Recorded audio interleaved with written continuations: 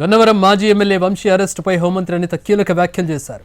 వంశీ అరెస్టులో కర్మ సిద్ధాంతం కనిపిస్తోందన్నారు. వంశీ అరెస్ట్ అక్రమం కాదని, సక్రమమేనని అన్ని ఆధారాలు ఉన్నాయన్నారు.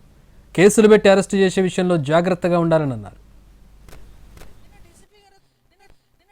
ఓఎస్ఎస్ ఫర్టిలిటీలో అమ్మ నాన్నలకి పర్సనలైజ్ ట్రీట్మెంట్ ఇచ్చారు.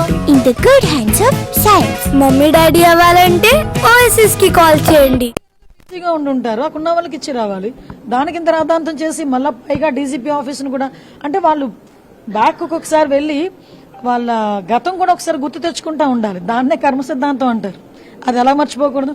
మనం మర్చిపోయిన కర్మ అన్నది మర్చిపోదు కదా, అదే జరుగుతుంది. అక్రమ అరెస్ట్ వైసీపీ ఎప్పుడు అక్రమ అరెస్ట్ అంటది. మమ్మల్ని చేస్తేనేమో అవి కరెక్ట్ అరెస్టులు, ఇవేమో అక్రమ అరెస్టులు. అందులో పెట్టినవేమి సెక్షన్స్ ఒకసారి చూసుకుంటే దానికి అనుగుణంగానే కోర్టు కూడా సబ్మిట్ చేశాము. జడ్జి గారు కూడా రిమాండ్ విధించారు. ఫర్దర్ గా ఏం జరుగుతుందని కోర్టులు చూసుకుంటారు కదా. నిన్న డీజీపీ గారు ఏదో బిజీగా ఉండుంటారు అక్కడ.